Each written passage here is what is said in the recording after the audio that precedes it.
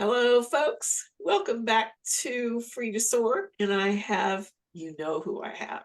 You know who's with me tonight. I have the one and only Becky Vermeire. We can't hear you. Do it again. Oh, We can't you hear can't hear you. me? No, that's weird. Do it again. Hello? Now I heard that. Now do your Come Mrs. on now. Doubtfire. Do your Mrs. Doubtfire. Hello. Hello. Well, I can barely hear you. Oh my goodness. What's going on? I don't know. It's weird. I haven't changed anything. Listen, folks, electronics are not our thing. We don't know what's going on, but she is doing her Mrs. Doubtfire imitation. You've heard me the whole time and now you can't hear me? Can't hear you. I It's don't know what to literally do. there's nothing coming out. Okay, let's log out and let me look at my thing. You want to stop it? Yeah, because there's no reason unless I unplugged it somehow. I wasn't messing with it. All right. Okay, can you still hear me? Yes. Everything's good? Yep. If I say hello. Perfect. There. I heard Okay. it. Okay. Okay. So, folks, I am back on here again, and I have who with me. I have the one and only Becky Vermeire. Hello. How are you?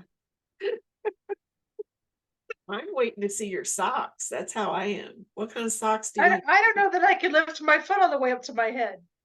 do you have a loose pair maybe on your desk? Oh yeah. So tonight's socks are bananas on skateboards. I got a banana wearing a cool pair of shades on pinkish skateboard. If you don't have a pair of socks with a banana on a skateboard, you should. It just makes life a little bit better, right? It does, yeah. You can look Bananas down on at your skateboards. It's just yeah. fun. You can look down at your feet and smile, right? Or I laugh. bet you didn't know that bananas can skate. I didn't know that. Now I know that they put ships, they cover the gangplank or whatever that thing is. They Yeah. cover it with bananas and banana skins, and then the ship just slides down and they slide easier into the water from the So ship. that's how the ship splits. But bump. Oh boy. That was free. I got a million of them. Yeah, I know you do. I'm waiting for the next one to come, just like the deodorant comments you kept making a few episodes back. Oh boy. So, do you have anything to add about like pineapples or strawberries or I'm chocolate allergic to syrup? pineapple. Yeah, So no. yeah, No. so I try to stay away from pineapple. Well, I was thinking splits. You said splits, so I was Yeah. thinking banana split. Even if I get a banana split, I don't get pineapple on it. I don't eat banana splits. I think they're nasty. I love bananas. I love ice cream. I love all the different ingredients separately. Don't combine them together. That's nasty in my book. Well, I can't tell you the last time I've eaten a banana split. I'm pretty sure I have, but it's been years and years and years. That wouldn't be my go-to either. No. And that what are those things where you take a cup of like root beer or whatever, root beer floats. Yes. No. Now I have to disagree. We're gonna have to agree to disagree on that one because All right. All root right. beer floats like up here with me. It's good Okay. stuff. Yeah. I'll pass mine over to you if somebody gives me one Awesome. that has that. Okay. I want a cup of root beer and I want a dish of ice cream, but do not combine them together. Well, I like a mix. You have it. You're just fine. You can do that. Especially if they have A&W root beer. That's my favorite. This is not a paid endorsement for A&W root beer. They're not sponsoring tonight's show. No, they but don't. that's the best root beer float. A&W. Yeah. We used to have an A&W root beer in our hometown, and Yeah. yeah, it wasn't very often we'd go, and oh my goodness, there was just nothing like getting it, because they chilled the glass mugs before they poured the root beer in there and brought it out to you, Yes. and it was, oh, I was thinking about that the other day, and I thought, oh man, there's nothing like drinking it out of a chilled glass mug. And I I was, actually have a couple of A&W root beer mugs in my house. do you, the little ones? Uh-huh. Sure Oh, do. cool. We used to. They let me bring one home, the A&W where we went, because I was the pipsqueak. I was the youngest one, so I got one of those little mugs, and they said, my parents said, "Can she have this one?" So I got to actually have my own A&W mug. It was cool. That's awesome. That's awesome. Do you use yours? Rarely. Really? Actually, right now I'm using it to store some things in. Okay. Yeah. As far as drink, and mine's a little one. Mine's about maybe that big. It's a Yeah. small one, probably like the one that you had. So yeah, I used to. My son, when he was little, I used to every so often give him special drinks in that to drink in, but it'd be one gulp for him now, so he probably wouldn't get that excited about Maybe your it. grandson would like it. Maybe my grandson would like You don't look old enough to have a grandson. Anyway, that's a whole different that. topic anyhow. And he just turned 5. Wow. Yeah, Well, happy birthday, Becky's grandson. my little buddy. Yeah, wow, that's awesome. That Mhm. doesn't seem possible. I know. I agree. Wow. Yeah. Wow. Well, my grandson, my oldest grandson, just turned 22. Whoa. That is surreal, let me tell Is you. that possible? Apparently so. Wow. I I know. wouldn't I wouldn't think that you're old enough to have a 22-year-old grandson. Well, aren't you sweet? I am. Oh, if your sister was only on here, we got to get her on here, Becky. She knows I'm sweet. Does she really? Would she admit it? She wouldn't admit it, but she knows it. She knows it. Yeah, she wouldn't admit it. Well, folks, Probably we've got some good news for you tonight. I just found out this week that my audiobook is yet to be completed, but the new second edition of my book will be coming out any day now. It'll be ready. It's already been turned into the publisher, but they have some turnaround time on that. And then what did I tell you, Becky? The ebook is ready to order. And so that's good news. Yay, we're making progress. That's super exciting. Congratulations. Thank you. It's been quite a process here. Yes. And one thing I wanted to say about that is when I went through and I did that second edition, and I took a day. I wanted to get it all done in one day because I didn't want it to drag out. And so in 8 hours, I got that rewrite done on it. And Wow. I pulled some things out, added some things in. So it's, to me, it's fresh, it's new, as far as I'm concerned. So those should be coming out soon. I still need to find out, and I'm going to make myself a note from the publisher how somebody else can order that, if they have to get Yeah. that through me or just what. But as I went through and I was doing that second edition of rewrite, after that, I started having anxiety, major anxiety and depression. And it didn't really hit me until after the fact what caused all of that. But that was part of it. There were some other things I was going through too. And I just want to disclose to our audience that I have not, I have survived 48 years of domestic violence, but I am not completely past it, and I don't know that I ever will be. That's too many years to try to recover from. But I just want to let you know I'm not perfect and I'm not all there. My son, one of my sons recently had a conversation with me, and it was very, very open and real conversation with me. And so I am still dealing with some things that I need to resolve myself. I was not a perfect mom. I was not a good mom, actually. So it wasn't all on my abuser's back, the responsibility of everything. So I just want to be open and clear about that to all of you that are watching.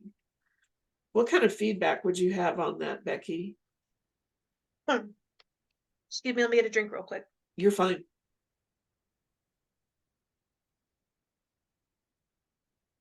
I mean, the first thing that I would say on that, I think, is nobody is a perfect parent.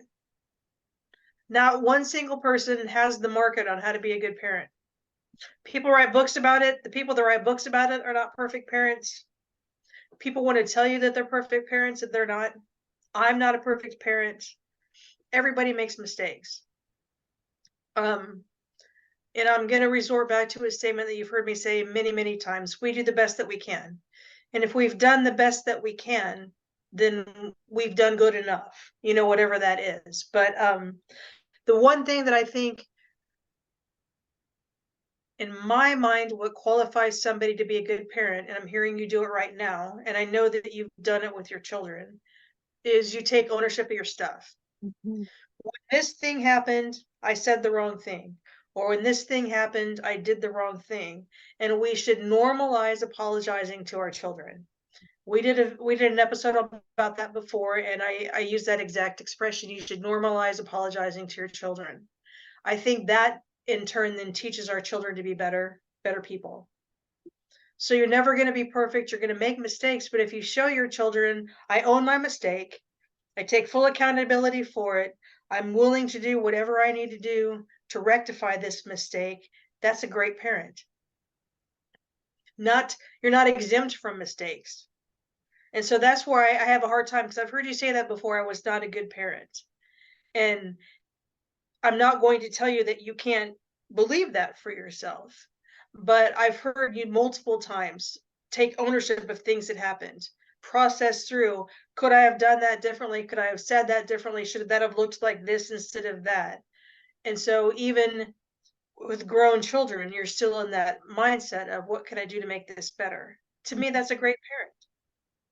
Once you realize something's amiss, then you fix it. Or at So, I least mean, you're in there's the process of it, do what? or at least you're in the process of fixing it. Yes. And you know what? We may be fixing things forever because nobody's perfect. And so the equation of I'm not a perfect person raising a child who's also not a perfect person, potentially with a spouse or a significant other who's not a perfect person, with siblings who aren't perfect people, nobody's perfect. Yeah. And so the most that we can do is try our best. I've heard people say over the years, you have to go through a manual and take a test before they let you drive a car. But anybody can have a child, Right. right? Yeah. Right. So that's because there's no such thing as a manual that teaches you how to raise kids. There's lots of them that are written, but I would venture to guess not one of them is 100% accurate. And none of Because them are required either when you get a baby. exactly. And how many variables do they not take into account? Like, life throws variables at us all day, every day, and we just do the best we can with all the stuff that's coming at us all of the time. Mhm. So, I mean, I can think back to my son being as early as 3 and 4, and I was apologizing to him. Hey, I'm sorry about that. I messed up.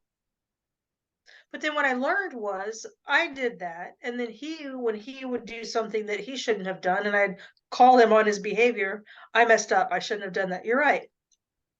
So I'm not going to let you off the hook. You're right. You shouldn't have done that.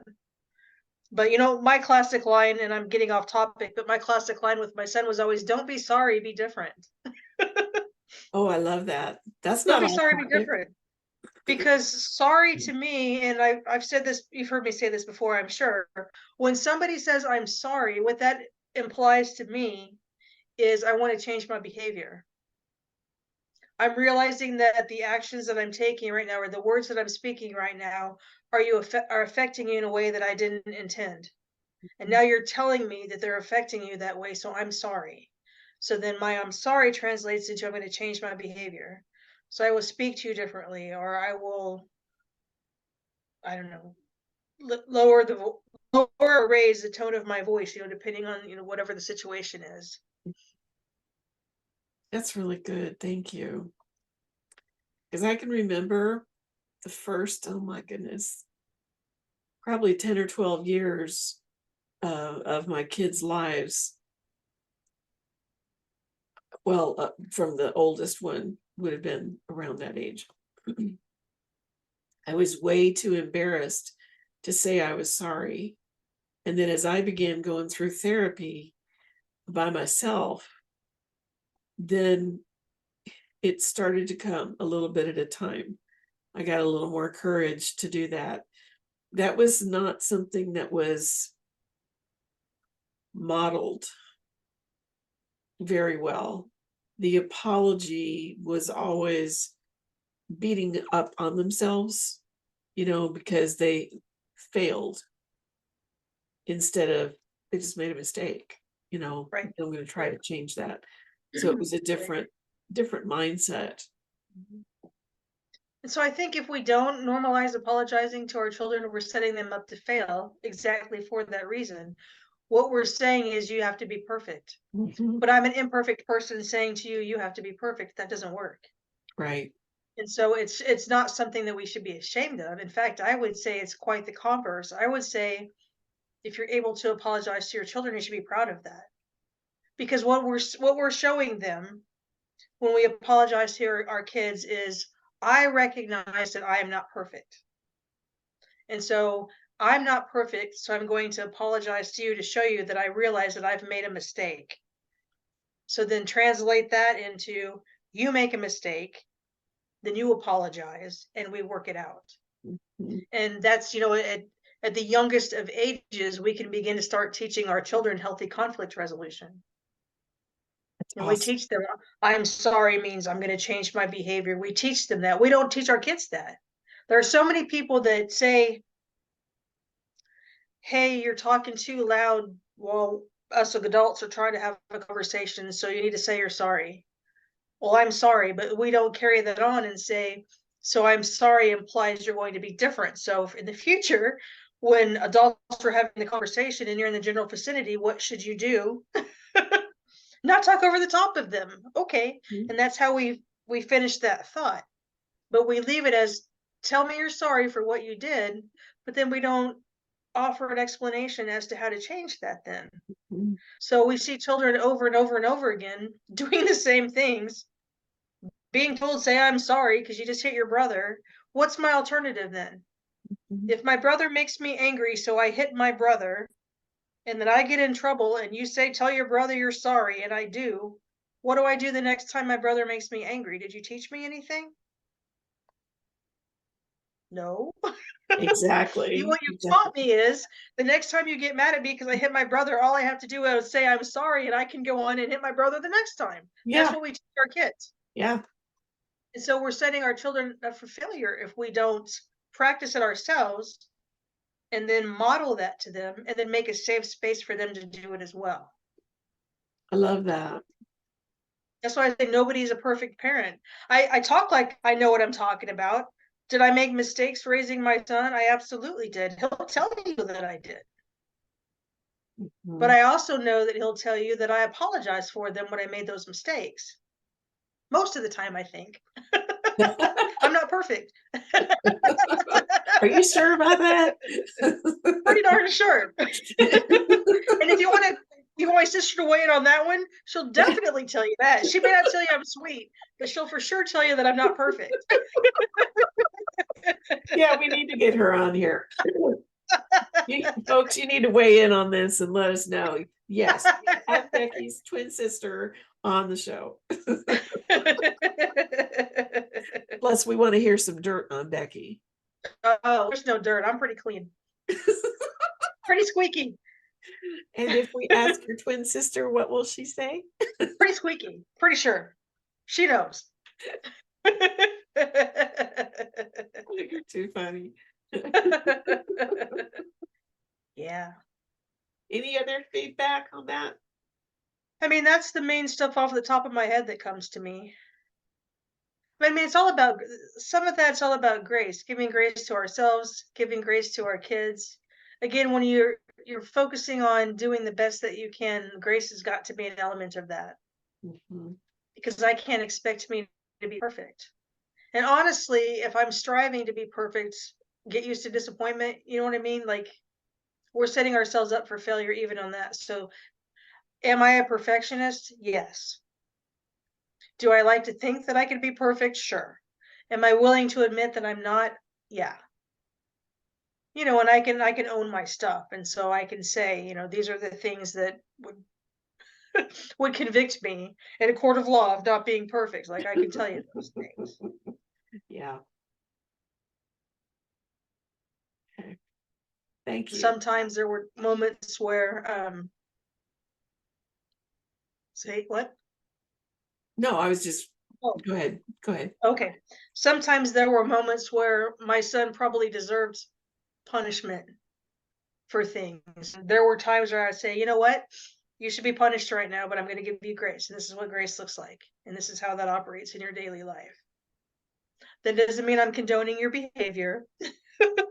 It doesn't mean you're getting away with it. It doesn't mean you have permission to do it again in the future, but this is what grace looks like. How I'm did he releasing you from the consequence. Wow. How did he respond to that? Really? Sometimes like, oh, great, you know, get out of here real quick before she changes her mind, you know, or whatever that would happen to be. He was a kid. Yeah, right? Yeah. That's But I really think that when people come out of environments where there's chaos in the home where children are being raised, and you've shared with us that there was chaos in the home, all of us as we become adults make choices. And so we can choose to look at the events of our past and blame them for the way that I am today and stay in the same place. We can look at the events from our past and use them to encourage us to be different. Every time we start recording, I get coffee. well, we're both having issues tonight.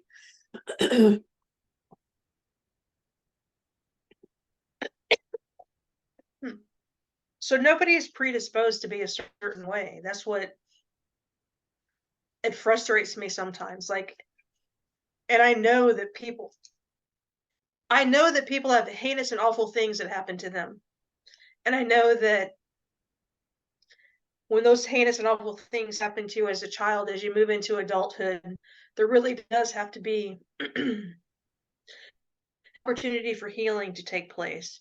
And so when I say it irritates me, that's not what I'm irritated about. You know, I had a horribly traumatic childhood that's really messed me up. But once I recognized that, I need to do my part and work on that and try to heal from that.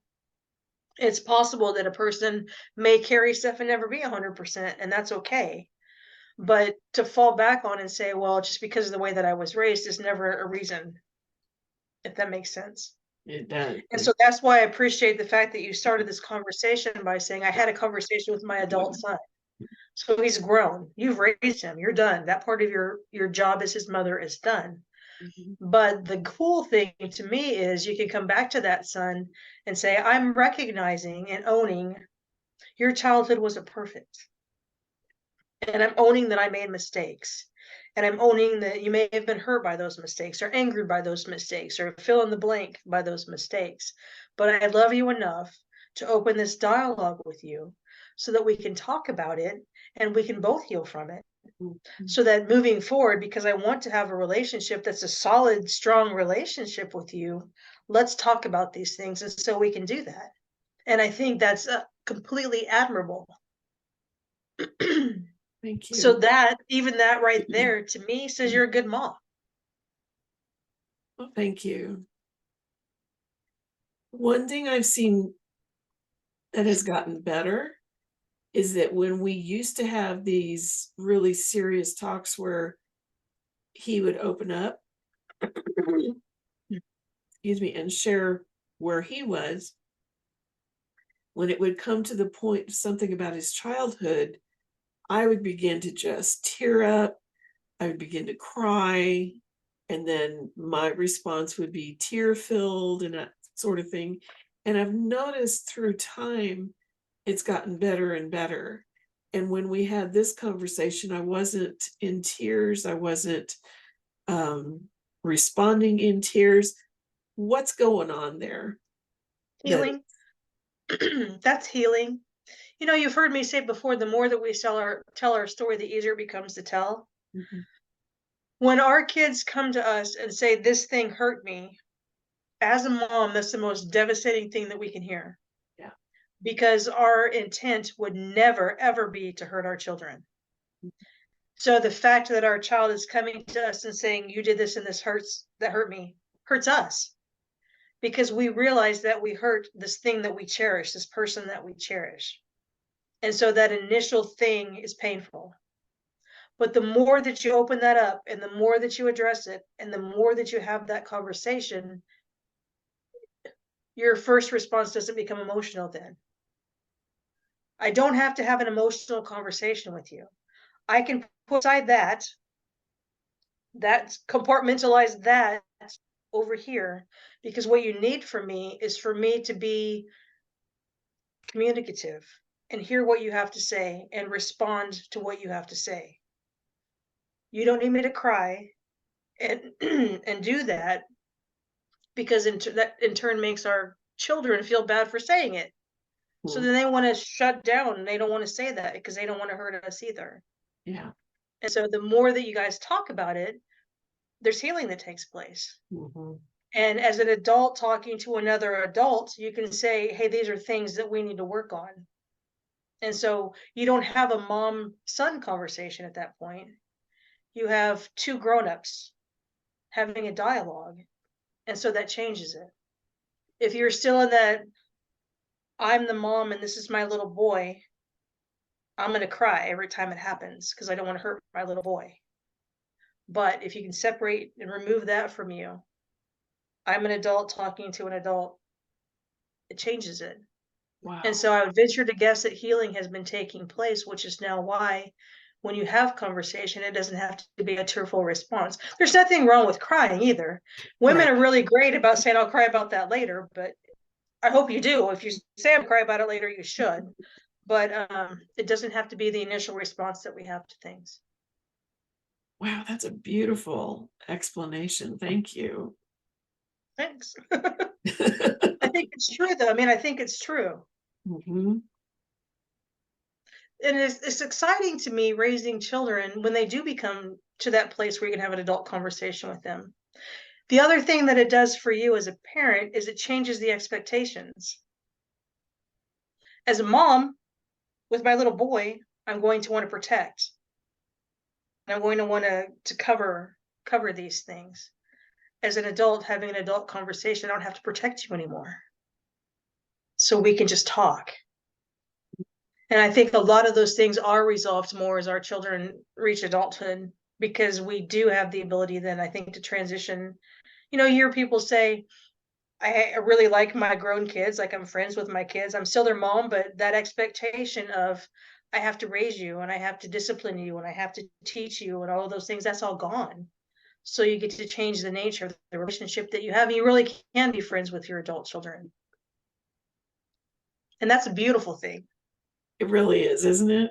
Mm-hmm. Yeah.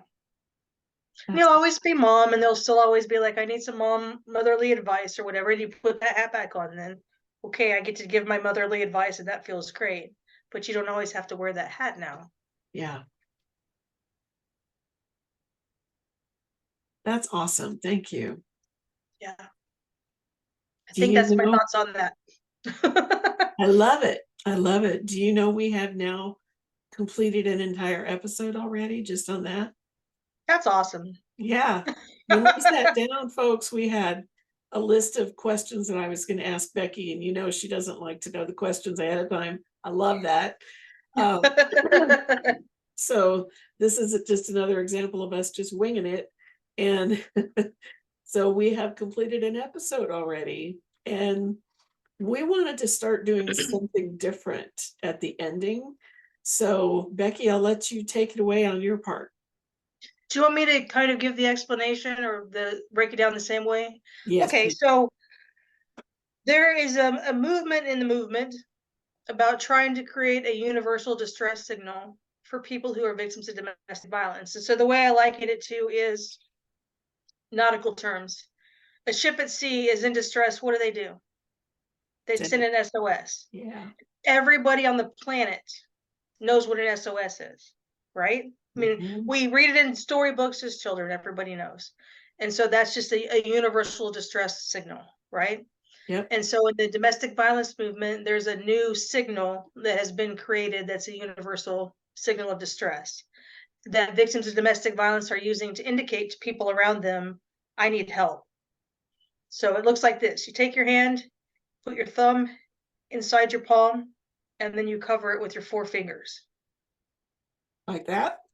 Yep. And you just repeat that. And I like your explanation for the way you say that. Explain to the audience what you usually say about that. So you've got your hand up here, and you're going to put your thumb inside the palm of your hand, and you're going to entrap it. It's going to be your victim. So now your thumb is your victim.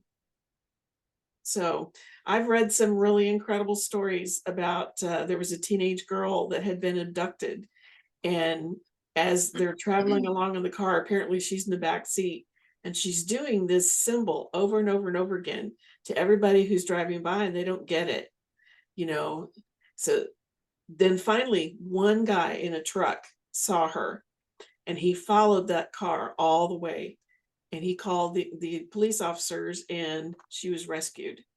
So we want to do our part to try and get the word out as to what that international symbol is, what it means, so that in case you see somebody flash that, or if you need it, even if you're not in an abusive situation, but maybe if you were to be all of a sudden kidnapped, I hope not, but if you were, you would know that symbol. So love that. That's the universal symbol of distress. Yes. When you're landlocked, it's this. When you're on the water, it's save our ship, SOS. Yeah. Absolutely. But I do think that we should educate as many people as we can about that. Absolutely. It would be wonderful to hear story after story after story, especially with the way human trafficking is and sex trafficking and all of those things. It'd be wonderful to hear story after story after story of, I saw this woman in a car, and all of a sudden it dawned on me she was doing this, and I called the police. I took down the license plate number, or whatever it is. You can take down a license plate number and call 911 and continue on your way. Yeah. Honestly. Yeah. But you've done your part to help save someone's life, and that's a huge deal. It is huge. It is huge. And I feel privileged that we can do that we can help spread the word, yes, as to what that means. So folks, no matter where you are in this process, it doesn't matter. Just remember that you're always free to soar.